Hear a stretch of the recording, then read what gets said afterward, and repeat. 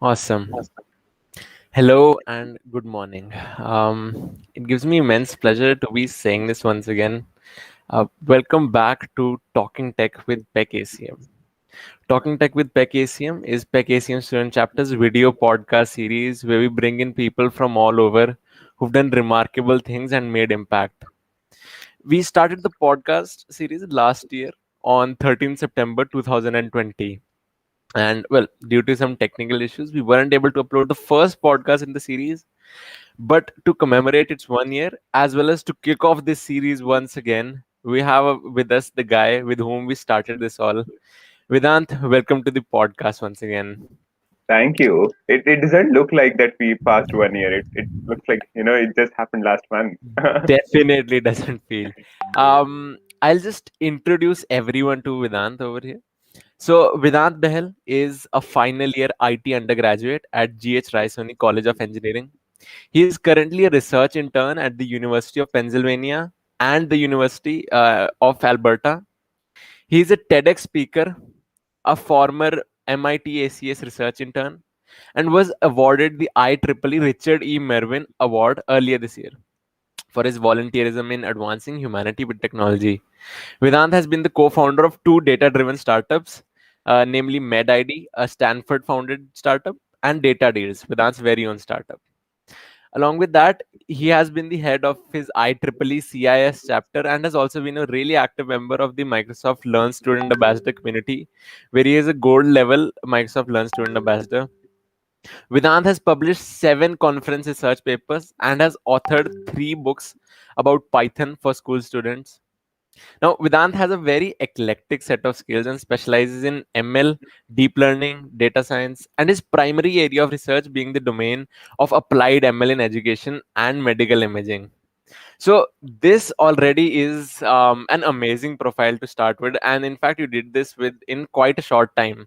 So, that kind of just naturally prompts the question, Vedant: when did you actually start, and how did you start with all of this? Like, first of all, it didn't look like that was my introduction. It went too long. I doubted. And yeah, I mean, I started way back. Like, few things when I connect the dots backwards. So, things which are important as of now and which helped me through the journey were laid way back, even before my engineering, when I started with the machine learning course on Coursera, the Android NG course, which everyone knows about. So I started with that course um, in between the admission and joining the college in 2018. And I finished up with machine learning then, before starting with my engineering. And then only I knew what I have to do. So the goals were pretty clear early. So that did help me arrange more things. What next? Because while students were wondering about what to wear in on their prom night in the engineering first year, I was working on like what's next after machine learning. That's good. That's pretty good.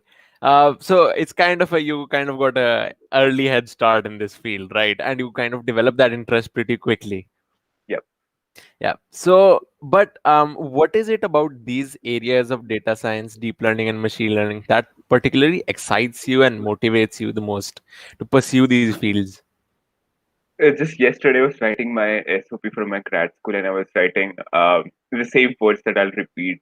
That I always wondered what I can do. So this is a very maybe cliche sentence that someone might say, but I totally mean it. So I always wondered what I can do with technology, which can help people. I don't want to sit with uh, a job where I'm creating software for other, maybe which is making money but not putting real impact on the society. So I wanted to do something in a field which gives impact on the society.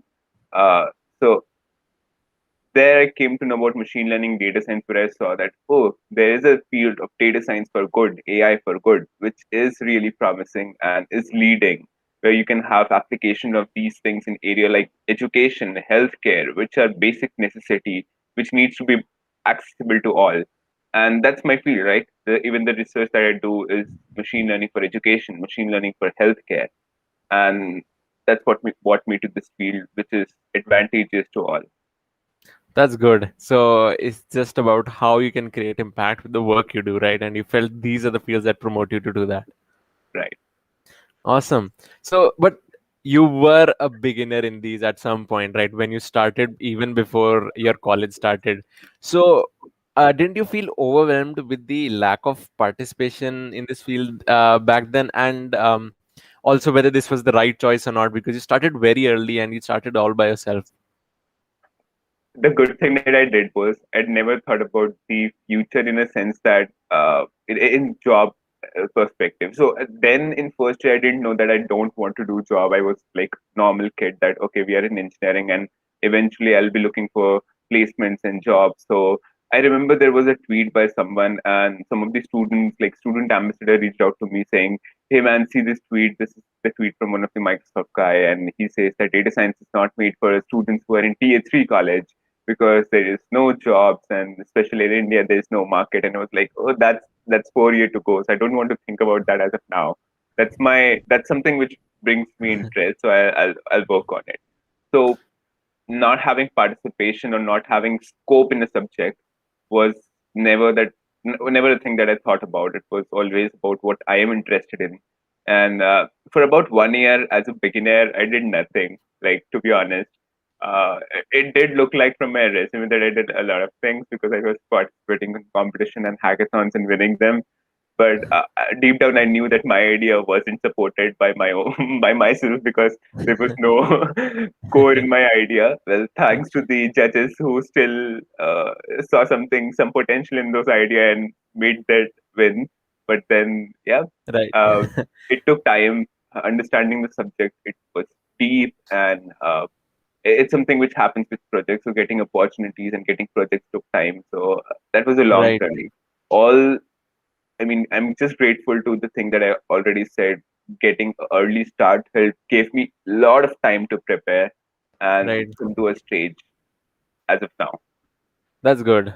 That's pretty good. So, in like working along with this same question, so what is kind of your view on this? Like, how does Vedant Behel think of new ideas or overcome challenges of doing something new or building something from scratch totally? First of all, sorry for my electricity. I don't know. So I am just asking, how do you come up with new ideas, and what is it that makes you overcome challenges, or pushes you to build something new? How do you do that basically? I'm very afraid when I start with something. I'm like, okay, how do we do this? This cannot be done. I cannot do this. And it always starts with this question: Can I do this? And eventually, when I start doing it, something starts happening. And that's the thing. Don't be. I just tweeted. This was one of the biggest challenge with my prior internship. And then when internship ended, I tweeted this that don't be afraid of things at the start. When you start Right, with it, you move on eventually and you figure it out. And that happens always. When I start with things, they are really difficult. They're really challenging. It looks like, oh, how can this be done? And eventually it happens. So taking up new project is something that I always do, but then when I take those projects, then comes the difficulty. And taking up new project is not like a big thing. I'm always interested. Like every 15 days, I'm working on a new project. I'm just exploring new projects and dropping them off after 5 days. Uh, out of 10 projects that I take up, maybe one is completed. But then that's my like say that's my mantra that if you want to do say 10 projects, you'll have to start with 100 projects, but you'll have to start with something, not just sit along and think about it. So right, right. So you just need to get started somewhere to actually achieve what you think of achieving. You right, can't consider every possible variable then that what would happen and what wouldn't, but you need to start somewhere. right. And even That's with challenges like 10 out of 10, 9 fails because there are some challenges which sometimes are not something which we can overcome based on lack of resources and lack of infrastructure. But then other than that, everything is something that you can That's do. good. That's good. That's pretty good motivation. So now going on a bit of the research area of your profile. So your research contributions since the last year have doubled almost, right? So I'd like to ask you a pretty important question, and I guess you answered some part of it just now, but I'd like to have more elaboration over here. Why research and why not something like coding or development? You talked about why you wanted machine learning and deep learning, but why specifically research? It feels like your own baby. So research is something which you cultivate by your own. You work on your own idea for years, developing it, and the satisfaction that you get after completing a project, a research project of your own, is far beyond like working in a cubicle. And it's really difficult to put in words, but the satisfaction that I've got with all of my projects after completing them and seeing them in implementations and Right.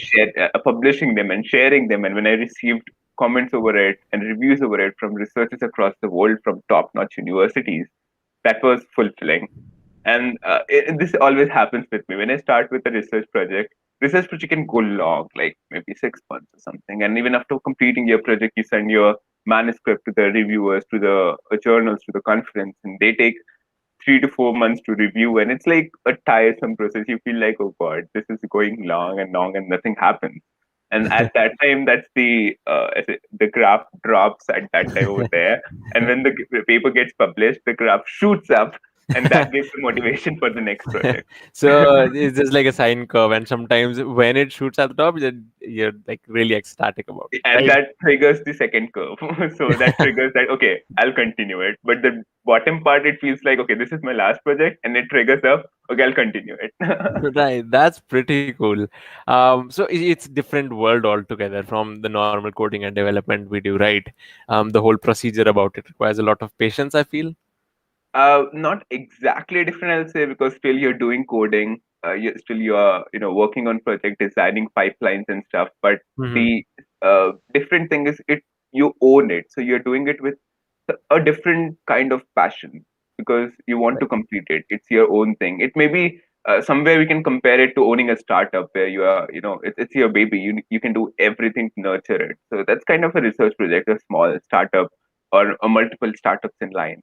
You're doing it, Right. and finally you're publishing it, and somewhere across you get to know that it is being taken into consideration and people are taking inspiration from it to cultivate their own thing from there, and maybe further implementing it for the society. So yeah. That's good. That's good. So it goes all in all with your main aim of creating some good impact with your work, right? Yeah. That's good. Um, so now, while I go over the IEEE aspect of your profile, I'd first like to congratulate you for receiving the IEEE Richard E. Mervyn Award. So, heartiest congratulations for that, Vedant. Um, Thanks a lot. yeah.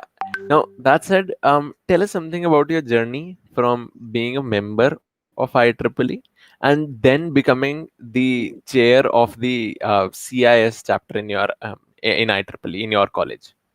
All right, so there's an interesting fun story behind it, and I think I've never or very least shared about it.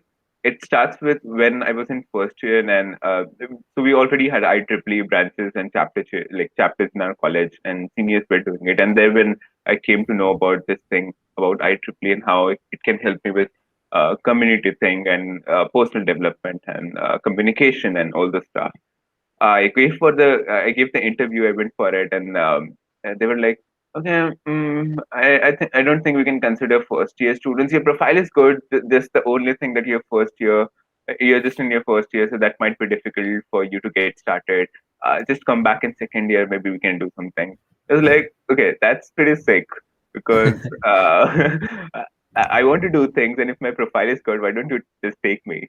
And I did that was like kind of a little demotivation, but again it was a motivation to start my own thing. I was like, so that I'm always a rebel kid. I don't take things for just I don't accept things. If someone says like this to me, I'm like, okay, I'll come back to you on your face and I'll show you. That's the maybe that's the Punjabi instinct that jumps off at that moment. So um, I wrote an application to the director saying that we don't have an IEEE CIS chapter, which is the computational intelligence chapter, deals with AI and stuff. And I'm interested into it. And I know how to convince people. So I said, see, you are starting with this AI branch in the college, right? And it's a new thing. You need student support. You need something to show to the parents and the students that, yeah, we have a big thing here starting up in our college. First, maybe first private college to start with artificial intelligence lab. So how about start with this community of CIS? IEEE is a global community. Everyone knows about it. And I got permission for that after a convincing letter. I founded the IEEE CIS chapter. Well, by time it started, I was already in my second year. But then in the normal trend, I would have been a normal member of the IEEE chapter in second year. But by this time, with my own thing, I was the chapter chair, founding chair of the IEEE CS chapter, which then started. And that was the starting. And that's how Wow. things got aligned. That's really good. So you started a chapter all together by yourself, and that's kind of your first experience with something like a startup for the first time, right? Starting something, networking, getting people together, right? Yeah, So, that was and that's also a pretty whole good, of a process. I mean, with IEEE, you write applications, you get acknowledgement, and I don't know, they have a word proper where you need to get those things, those signatures and acknowledgement with group of already existing IEEE members. I was connecting with I was first of all, the IEEE geography is pretty weird. We have like 10 regions. Under regions, we have councils. Under councils, we have sections. Under sections, we have subsections. Under subsection, we have colleges. Under colleges, we have chapter chairs. So I was just, it took me months to just explore that geography and reach out to people and network with them. but the fact that you persevered through all of that and set up the chapter, and I guess the chapter has been doing really good, right? In the past few years, right? Tell us Uh, about it. we started the chapter right in January 2020, and there was also cool thing which happened. This is chapter like CIS is a local chapter, and overall it is a parent society like the CIS society which functions globally. And the chair of the society on the global level was Vincent Zapiro at that time. And just 1 month before the chapter started, and I got the notification in January 2020. So 1 month before, in December 2019, I was attending this conference in Dubai, an international conference, which was by IEEE, and the chief guest over there was Vincent Zapiro. So that was like, and like, globe is so small. You could have like thousands of chief guests, but you had Vincent appear over there, which already act like a signal to me that okay, this is gonna happen. I'll definitely receive acceptance for IEEE chapter for our college because the person over here whom I'm talking to is himself the chair of the society. I talked with him. I explored the opportunities, the potential that we could have with the chapter, and getting guidance directly from the society chair was something which helped me through. And yeah, we have been doing great. The great things happened after I left because eventually things take time. Even with there, we had hurdles like January. As I said, January we started, and soon after 2 to 3 months, we were stuck with the global pandemic, and all the plans that we made, all the plans that we had as of now, as of then, were cancelled because all of them were offline and had lots of logistics going on. Right. I was continuously receiving emails from the society head that from the chapter head at the global level that what are you planning next? And at that time we decided. So that was kind of a thorough vision of my chapter advisor and me that okay, let's go with online thing. We don't know what will happen because at that time we had a thought like maybe next month things will reopen, maybe next Right. month things will reopen, but things Yep. never did reopen. And that was a thought which we took in March itself that things won't reopen. Let's go with it and plan an online schedule. The first event that we did after things went online was Learn While Corona. We partnered with datacamp.com and who provide courses on Python and R and data science and machine learning. We partnered with them and provided free education. So traditionally, the courses are like maybe 2,000 rupees or 3,000 rupees per course, but we partnered with them for free education, and 900 plus beneficiaries were benefited with this event that we started then globally, like not much out of India, maybe 50 of them from out of India, but still it was a global initiative which uh, was something which helped a lot of students because we did receive a lot of feedback naturally after the event, after the campaign that I did this and I had nothing at that time. I was really in a slack that what will happen because of COVID. Colleges were not opening. I was lacking with my skills, but this program helped me through. And Right. eventually, everything took place. We were the first chapter to receive funding from the IEEE Society just in their first year of installment, just in 3 CIS Outstanding Chapter Award. Receive an outstanding IEEE award as a student chapter because earlier this award was only given to non-student chapter or professional chapters or chapters at city level. Uh, and it was like and again we got funding for the chapter for the second term consecutively, and this has never happened in the history, so it was a big thing. That's good. That's, I mean, if you just now, then you couldn't have thought of what's all happening. But now that you can connect the dots backward, is just a huge amount of progress, right? And I feel this does tie into the whole concept of community working together to build up something, right? Yeah. Even with IEEE chapter, I remember last year they asked us to declare your theme for the chapter. I was like, okay, what's the theme? Hmm, diversity and inclusion, always bad. Why not? Because we need Good. to have that kind of thing over here. And India, being a diverse place with so many different backgrounds that people come from, this will be the best team to have. And in that, we had three events: She Codes, She Hacks, and Tech Convocations. She Codes was a 2 month long training program where we trained 100 women participants across the globe on machine learning and other stuff. And finally they created their projects. They were divided into teams, and the last 2 weeks were dedicated to creating projects based on skills that they learned. They created video for their project, and that was uploaded from our IEEE YouTube channel. In less than a week, the channel got more than 1,000 subscribers Wow. from that event, and still we preserve that. More than 50,000 views. So that was the like range of impact that we were creating with that chapter in a very short amount of time.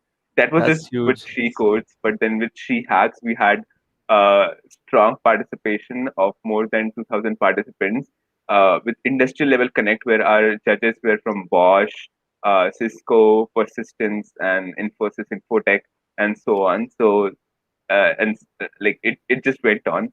And finally, Tech Convocation happened, which was an international tech MUN kind of thing, where it was a conference where a single delegate from 20 different countries representing their countries, and how AI is being implemented in policies and infrastructure of governance in their country, which was a very mind-blowing conference because the terms that I have heard and how countries are using AI in their domain was very insightful.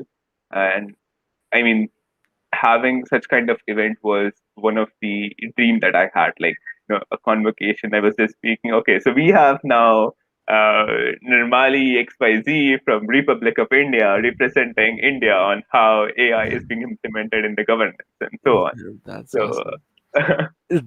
That is some really amazing level of progress and remarkable, totally remarkable, Vedant. Um, so based on all this, like this is huge progress, and you've progressed, I guess, similarly in the Microsoft Learn Student Ambassador community as well. How has the whole concept of community added to your profile, be it personally or be it professionally? How has the whole concept of working with a team of people expanded your own skill set? like growing up in my household, I was always told that charity is the best thing you should do, and you should always do until the end of the life. And I always wondered at my current stage that I'm not earning money. And charity, what I thought was charity is all about money. So you donate, or you buy something to donate, or you help people, and everything happens with money. So what do I do? How do I do charity as of now? And my mother said, knowledge is the best donation that you can give as of now. With the thing you have is knowledge, and if you donate that, and if you pass that to others, it will just increase. There's also a doha that I learned in school, which I don't remember, but then it's a Kabir's doha which says that vidya is something which increases when you share and decreases when you keep it just restricted yourself. And that was something which inspired me always to be a part of community. Even connections are always a big thing which happens, as I told with Vincent Zafiro. Similar is the story with Microsoft. So Stephen Simon, a guy who is currently a C Sharp director for the Asia Pacific, came to my college in first year when I was in my first year for a Microsoft workshop. He was Right. Microsoft technical educator then, but before that he was in MSP. Like 2 to 3 years back from my first year, he was MSP. So he told me about this program in my first year when he came for this workshop. But that was the connection that I built. I applied for this program. I was taking guidance from him. Okay, this is my application. What do I do? What do I do next? And so on. And I went passed through. Um, and that was the thing which got started. It aligned with my interest of charity, of knowledge. I conducted workshops, hackathons, and so on. And it has been like 3 years as of now. So it just goes on. That's good. I remember how we started as MSPs a while back and how we met at the Delhi meetup of the all the Indian MSPs. That was a pretty good experience where I got to know about you for the first time. That was just that, inspiring altogether. that was a great Um, experience indeed. yeah, for sure, man. Um, Okay, so before I go deeper into the research aspect of your work, and there's a question in the audience also, which I guess we'll answer towards the end as we progress through the podcast. So, before going deeper into research, you've done two startups. Tell me something about them, and kind of focus on what kind of guidance would you give all the startup enthusiasts right now who are thinking of doing something like this. What kind of advice would you give to them about the whole challenges you face? How do you set up everything, stuff like that? So I'll tell you the advice first and I'll explain it later. Don't do what I did. That's the advice. And I'll explain why. So, so until now, I think with my story, everyone has learned that I cannot really do something under an umbrella. I want to do everything by myself. So startup was another thing where I could cultivate something which is by myself for me and under my leadership, like Right, lead, yeah, guiding your own self kind of thing. right, So I had potential ideas to get started. With Middle we were aiming to create a device which could predict, which could like detect breast tumors early. The traditional cost for mammography is around 10,000, 11,000 rupees, which is not something is poor people can this access. And the problem with breast cancer is that usually these are breast tumors which start, and women ignore them considering it might be just a normal thing, a normal cyst, which goes because normal cyst is also a usual thing which happens to them. So they consider even the breast thing, tumor as the normal thing, and which will go off, but it doesn't. And by the time the test is done and real thing is detected, it's too late. The cancer has its stages, and as the stages go on, it becomes more uh, deadly. So the project aimed at detecting breast cancer earlier with breast tumor. right. We created a device which was already created. We did create the device after years of research.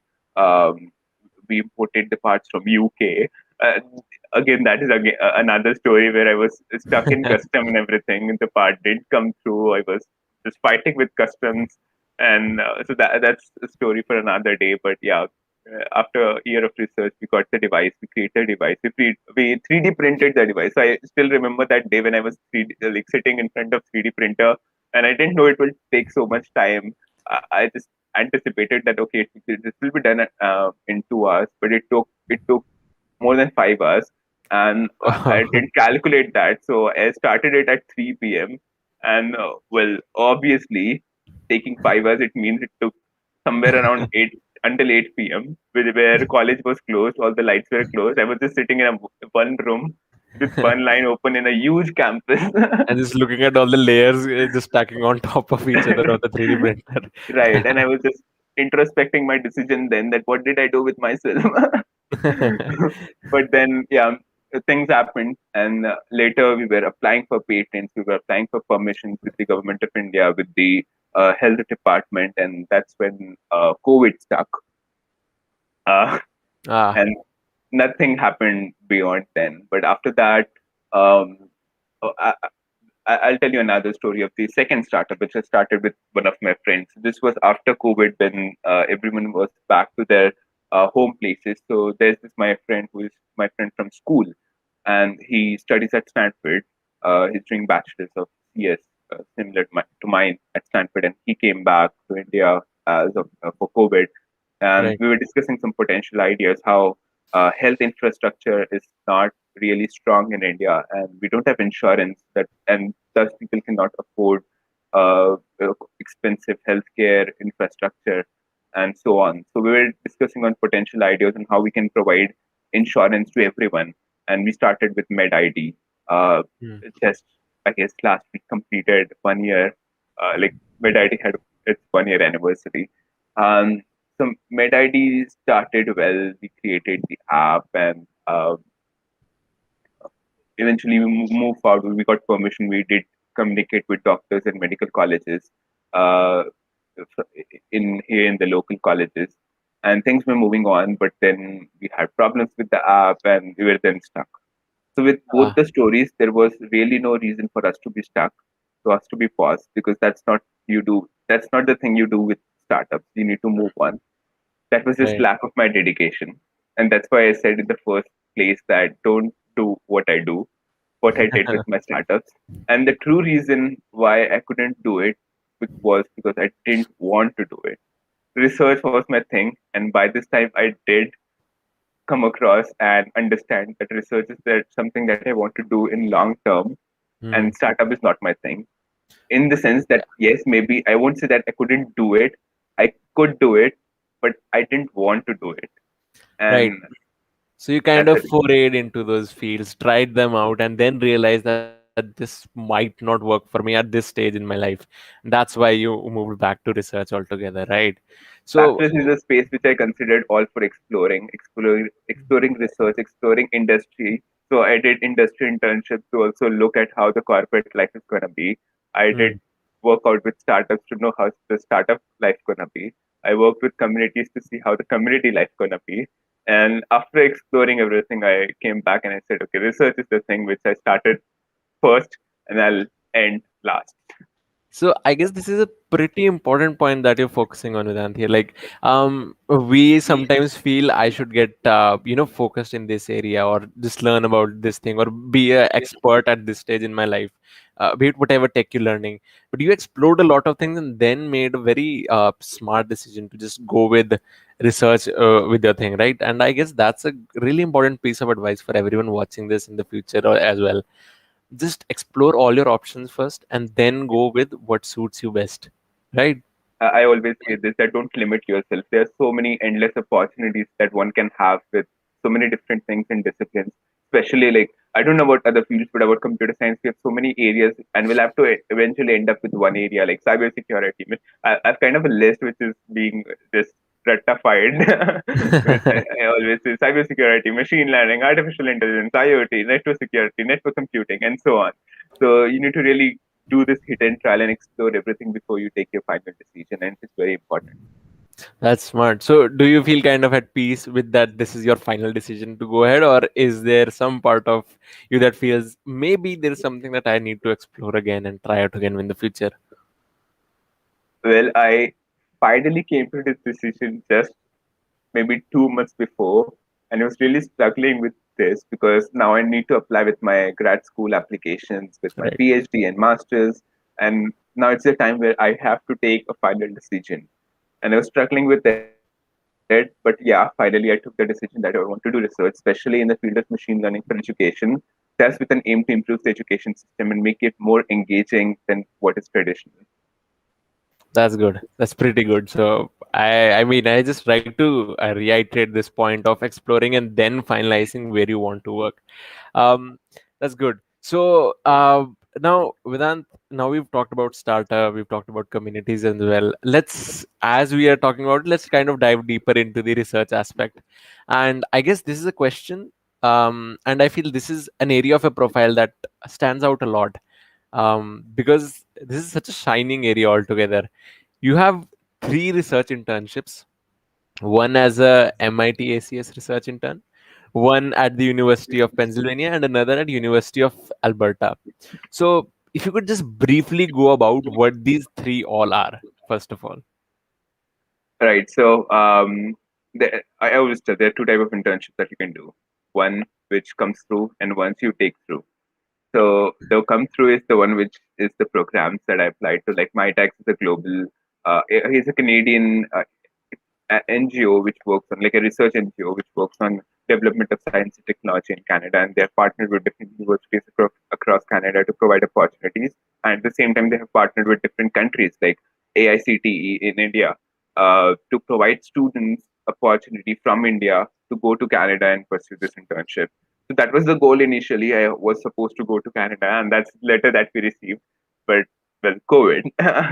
So it happened online with That's been a recurring Alberta. part of your story. The whole presence of COVID has been a recurring part of all your I'll tell internships you, and I've studies. missed more than 5 international funded trips just because of Wow. COVID. Okay. Yeah. So second is with Alberta, which is going on, which Hmm. started with the 1st of September just now.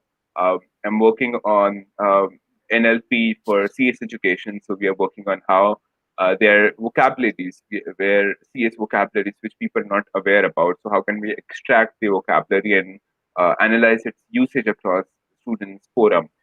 Um, and the third one, which has been going on for about 1.5 years as of now, is the UPenn one, which I started last year after COVID. So before COVID, I applied to this internship at what I don't even remember the name as now. The IST Austria, which is Institute of Science and Technology in Austria in Europe. It's a summer internship program, which is again funded by their university. They fund with flights and everything. I got accepted, and just 2 days after acceptance, I got rejected because of COVID, because they cancelled the program. Oh. so then I was, so that was opportunity that came, and then I was looking for opportunity to take. So the other part where I reached out to UPenn, I emailed them that I'm looking for opportunities. I think your projects that I went looked on your lab are awesome. It aligns with the work that I've done. It aligns with my future goals, and I think I can be really a good asset to your lab. So are there any potential opportunities? And the person I was reaching out to was whom I call the father of this field of education data mining, the field that I work on. He has more than 20,000 citations. He's the well-known person in this field in these Wow. conferences. And I got interviewed directly with him. We walked through the projects, we walked through the potential ideas, and I got in. And I've been working with them for about a year now. That's good. So, now that you've talked about what these are, so how does one get into these? There must have been a process, right? Just emailing wouldn't have worked. How did you get into these internships, and how is it different from the normal internship procedure that we have? So as I said, there are two things which one can do. One is the programs like MyTax, who have their application open as of now. So if you are eligible, log on to the MyTax website and apply for the Global Link Internship Program. They have their application. You give your interest statement. You give your eligibility statement. And then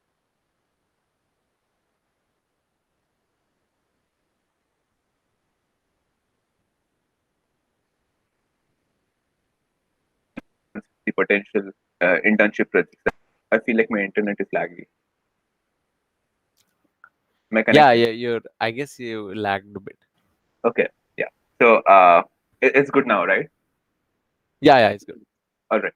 So yeah, I was talking about the Mind Tax program. So it's an international program which anyone can go and log into, and which I applied through that portal. Um, and with other, like with University of Alberta and University of Penn, that was just with cold emailing. So yeah, as you said, it's just not about emailing. It's about the quality of email that you write. You cannot just Right. write that. oh, give me that opportunity or give me job. But it's about the way how you convince and how you align how you justify why you want to do that, and how you align your work, your prior work, and your future goals with the main mission of the lab that you're applying to. So, going into more technicalities, one can just find labs on Google, the lab that you're interested in. Like, for example, if you're working on reinforcement learning, just look for the best reinforcement learning labs in the world, and you'll get some labs and website and some university websites. There are always some email ID of the lab or the contact person, the lab owner, or somewhere. So you can reach out to Right. them, ask for opportunities, and out of I think I tell this harsh thing very brutally, that out of 100 emails that you send, you will get reply from just one, and out of 200 emails that you send, you'll get reply from one, like reply from two, and a positive reply from one. So that's the like amount of efforts that one needs to put in. Right. So, what is the kind of a timeline that one needs to consider to apply for research internships? And how does a research internship actually work? Because in an internship, where you work in a company, you have a certain defined set of tasks that you need to do, right? How does it work for a research internship? What is it that you focus on over there? Talking about timeline, usually these internship programs are summer internship programs. So if you're looking for programs, then we have got that summer thing when the opportunities will be there, like when you'll be working on it. So the opportunities open 1 year right before. So for example, with my tags, the opportunity is open now and it closes on 22nd of September for next year's summer. So that's they plan it way long. Similarly, for DAD Germany, which is another research program, similar for NTU Singapore, which is another research program, everyone opens their application in the fall for the summer of next year. Uh, So, near and about for right now, yeah, in these months, right? yeah. And about the other thing where you are reaching out to labs, that is something that you can do all around the year, anytime, based on your availability. Because labs are functioning, their projects are functioning all around the year, and they might have opportunities anytime in the year. Talking Right. about how our research internships and how they're different from maybe say industry internships. In research internships, you have the project fixed, like you work on the single project throughout your internship, so you have that project title, and that's your own thing. So maybe you will have some team to work on, maybe 2 or 3 people, or you'll be working by your own, and no one will tell you anything. They encourage you to design your own path of the internship. So if I've got my 3 months, then I have to design my own path on how I'm planning to complete this goal, complete this project in these 3 months, what I plan to do. So there are discussions that you have with the guide, with the professor, with the advisor. But then Right. again, you have your own autonomy. So the guide will tell you, okay, maybe here you are going wrong, so you need to alter it, but might not tell you what to alter. So it might tell you to alter it, but then again, you need to figure out things by your own. So in research, there's so many things that you figure out by your own. At last, you sometimes feel like, okay, everything I did was my own. Why was I working for someone? Well, no, it was a joke, but yeah. Again, I think I'm laggy. My internet. Ishan, can you hear me? Hello, hello,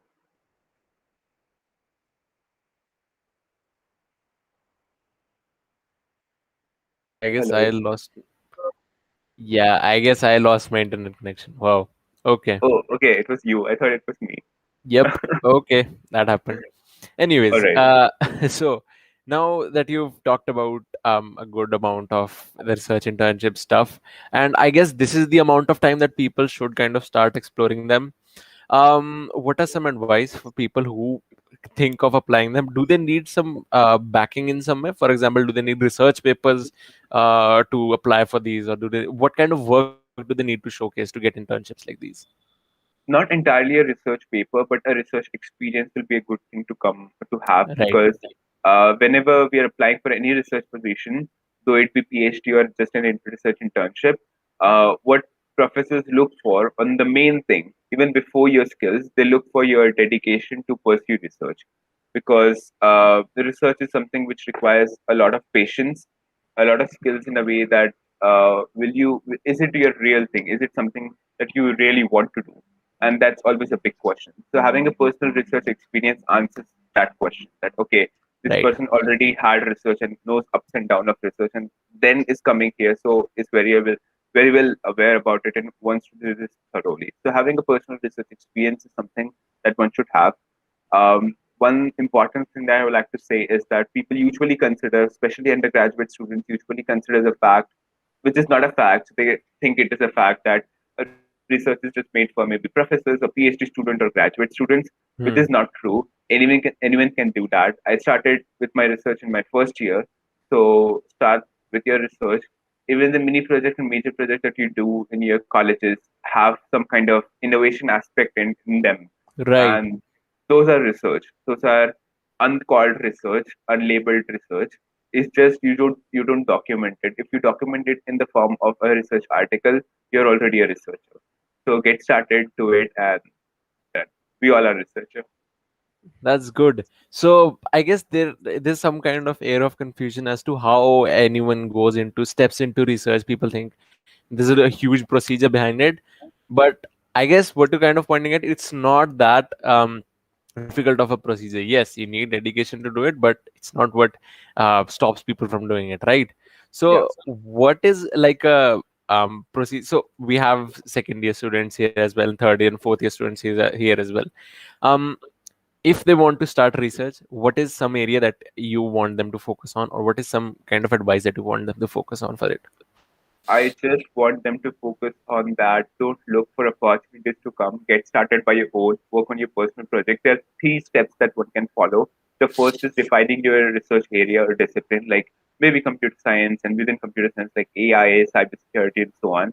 Right. Second is defining your own title, like because research are specific, so you cannot say I'm researching on AI, but what about AI? What inside AI? Maybe AI for healthcare. What inside that? Maybe AI, maybe CNN for brain tumor detection. Yeah, that's the research title that one should have. So go in the like specificity, if that's a word. Uh, Look for what specific title that you want to work on, and once you have title, get started. Do that project similar to how you do your any other project. It's not different. And once you're done, document it and publish it. Send it to journals and conference and publish it. And that's the only thing anyone can do, but people cannot. People don't do because they look for maybe because they don't know that it's just as easy to get started. Right, but this does take time, this whole process. So after you do the research, after the research paper, it might not take as much time as to figure out what do you want to do research on. What is the kind of advice that you would have for that kind of a question? So I have this GitHub repo that I always forward to the students when they want to get started with the research. Maybe I'll put it in the chat, and if Yeah, this can be also put in the YouTube chat. for sure. You can put it in the YouTube chat, and Awesome. awesome. This also works. Yeah. So I always say, as we already discussed this earlier, defining your area is a difficult thing to do. So for that, hit and trial is the best thing because you're exploring already the field, and we recommend you explore the field, explore everything that you have, all the opportunities. So maybe go with AI, go with cybersecurity, go with anything. And once you know about your area, look for trends in this area, or go on Google Right. Scholar and search for the recent paper in this area. So there is Hmm. a lot of reading which goes in research. So if you don't know or don't love reading, then it's gonna be difficult walking this path. You're always reading different thesis, different work, different books, and then you're figuring out your path. So when you read through what is going on and what others are doing, that helps to decide what you want to do, and that's the best step to take. Right. I guess as it goes with every field, if you need to be good at it, you need to know what's happening in recent areas of that. And for research, that's reading research papers and articles and thesis, I guess. So, and you Yeah. need to put in time for that. And as a beginner, that may seem overwhelming and daunting at first, but you need to persevere through that, right? I mean, just push yourself at the last. Once you get your papers published, everything is worth, and you feel that satisfaction that okay, everything that I did for last maybe 6 months or 9 months is worth it. and you don't have any regrets. That's awesome. That's some really good advice. Um, okay, so now I feel that we've talked a lot about the areas that you've been doing for quite a while. Now, there are two scintillating areas of your profile, and those are relatively new to your profile. First, I'd like to talk about you being the author of three books for school students for about Python. So this is a new experience altogether, right? Book writing, and it is kind of different from writing research papers. So talk to us about the experience. How does it feel to, from a researcher, from a computer science engineer and scientist, stepping into the shoes of a book author? How does it feel like? What all goes into writing a book, and what's the experience like? Writing books was my like long term goal. Right from my childhood, I wanted to be an author. I wanted to have my own book. Funny thing, I also have a website which, when you search for Vedant Well on Google, somewhere it's really ranked low on Google, and I hope it remains ranked low. I don't want it to come up. So there's a website where I wrote philosophical things in my school days. About life, about spirituality, about happiness, sadness, emotions, and stuff. And well, I moved on from there, from the topic, and moved into tech. But writing books was always my thing. Um, Writing articles was my thing. So I also have newspaper articles which were published under those speaking tree articles or something, which there is a newspaper column for it. So I have also in my school days sent articles to newspaper, and those have been published. Uh, but then now I've moved to tech.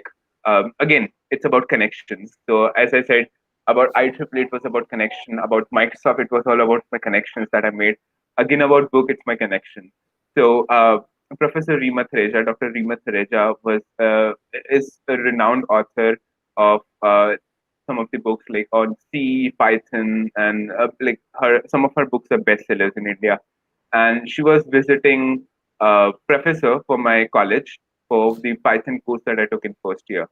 And when that lecture was happening, also I was president of my first year students council, so I was responsible for communicating with the guests that come through in our college and so on. So I was communicating to Dr. Theresia and was talking about how I can jump out to opportunities in Python. And at that time, I didn't really talk about that. I also want to write books because I was just in first year. Talking about that, I want to write a Python book in my first year. While I was taking a course in Python, was not something which was not possible. So I didn't convey that thought at then, but I did create that connection. So I was continuously in touch with Dr. Thareja. And so last year, it was last year, right? When the India Summit happened. So I came to Delhi, and there's the place where Dr. Thareja lives. I met her. I scheduled an appointment. I met her, and like we've talked through that I want to write a book, and that's where we got started. There was a really strong demand for Python books for school children, especially for Right. high school children, because CBSE has now introduced Python for 11th and 12th students, and we wrote a book. So one of the book out of three, like there, it's just a three version of single book, and Mm. one version is for even university students who want to get started with Python projects. One is for especially for 11, 12 Python students, Python being a subject, and one is for 11, 12 IB students, information practices being a subject in CBSE. Right. So that's what we did. I wrote the book. We it since it was in demand, so we didn't look for publishers at that time. We just published it on self-published it on Kindle and Google Books, and it is now available. Close to 100 sales. That's good. That's good. Good for you, man. And yeah, but that's not the end of the story. So right now I'm working on AI for everyone, AI for financials, deep learning fundamentals. These are three books that we're working on. It's All of good. the three have been pre-accepted by McGraw-Hill Publications, and they'll be Wow. out in 2022. Fantastic. Seriously, this is just so good, man. So, and it's, I guess this is a very different experience standing in these shoes. And again, it just comes all together back to the one point that you want to create impact with your work. which you are now on a very different kind of a scale. That's really good, I man. mean, And I impact yeah, creation was always the thing, right? Even with book, there are a lot of places where I like every week I'm going to the portal and producing vouchers for my book because I don't want the fee, the cost is already very less. It's just 50 rupees.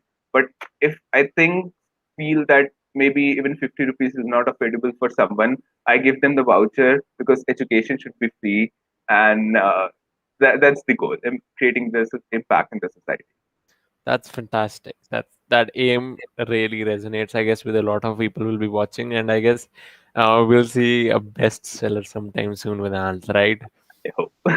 Yeah, awesome, man. Okay, so before we move towards the conclusion of the podcast, I'd like to ask this about the second area of your profile, which is the TEDx talk you gave. Now, I've heard this TEDx talk, and I heard it, I guess, recently only.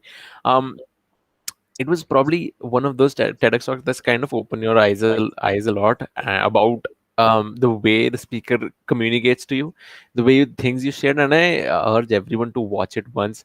It's titled "Opportunity Strikes Every Time" by Vedant Bahel. So now there is one process, one way to it to look at it when you're watching the video. Talk to us about your perspective, your the whole process behind it, from getting selected, preparing for it, and how did it feel altogether to get to reach that level? uh, just one fine day, I woke up and on LinkedIn, I had a message that, hi, this is this. I am communicating you from New Jersey, from Lake Manapelin. We are conducting TEDx and we want you to be a speaker. So can you please submit a sample talk and then we can take it forward. And that was the thing which I didn't believe. I didn't reply to that email considering it maybe this is a prank or something that my friends are doing. And but yeah, that was true. And I did that and it eventually happened. So the talk, especially when I talk about discuss about that, it was an emotional thing for me to uh, record or draft at that moment because one of the incidents that I'm talking about in that talk is something which I never shared with anyone. It was Right, within the closed borders of my family. Even they knew that the depression that I suffered through in my 12th class in my high school, where I also got an panic attack and I was admitted to an ICU, and right. that was a dark time of my life, and I moved on. Uh, Even after people calling me a tier 3 student by in a quotation and labeling me as a tier 3 student who can do nothing, I knew I can do everything. And that's the story that the talk uh, discusses about and walks through. That's fantastic. That's it's really good when you put it that way. And I've linked it in the chat for everyone to view. Do watch it. It's really good how Vedant talks about his journey from where he started in 11, 12 till what he's doing now. Um, So moving that Vedant, towards the ending of our talk, I guess it resonates with the whole TEDx talk as well. What are some final pieces of advice that you would like to give to our audience watching live right now or watching later on as well? What are some conclusive pieces of advice? Don't limit yourself. This is what I always say that even in the TED talk, I say that the opportunities are everywhere, but we have something called rooster effect where we limit ourselves, but maybe looking at the scenario that okay, in this college, people are just maybe doing these things, set of things, and I cannot do things beyond that. Well, that's not true. You can do everything. There is no age for anything. There is no time for anything. There is no status for anything. You being anyone can do everything, and that's trust me. That's something which one should work on, like really put efforts and try to fulfill that goal. And that's the thing that I'll do, that I'll communicate. And beyond that, if anyone is looking for research, I always say do a me search before doing a research because you need to explore what's within you, what's for you, and what will be the best for you. That's awesome. That's pretty good advice. So before we conclude, I'd just like to look in the chat, and if anyone has any questions for Vedant, you have 30 seconds or so before we conclude the podcast. You can ask these questions. There is this question from Sehajbir that can we get an insight into opportunities and careers related to data science? If you could quickly go over Um, that. Right. So what I think is that when I was going through opportunities and careers in data science, I came across the point that data science is really a research field, Hmm. where I mean, with Google and Microsoft, they are looking for eligibility in terms of for data science and machine learning intern in terms of research. They want uh, research experience and so on. So Hmm. definitely jump into research because it's a developing field, right? Everything changes. There are new algorithms coming up every week in data science and machine learning, so it's changing. So there are multiple opportunities in research, well in industries as well, but everything aligns back to research. So Right. with data science, research is everything. That's what I think. That's good. So I guess that sums the question up pretty much. And I don't feel there are any more questions. But I guess that's pretty much it, Vedant. Thank you so much for being on this talk with us. It's always a joy talking to you because I personally learn a lot from you and seek inspiration from you. So thank you so much for coming on this podcast, kickstarting this journey of our Talking Tech with PEC ACM, and we'll have a lot more podcasts coming up soon, guys. Um, if you liked this video, just tell us how you liked it in the comments, and if you consider our content good, then please do consider subscribing as well. Thank you so much and have a fantastic day. Thank you for having me. Yeah, bye bye.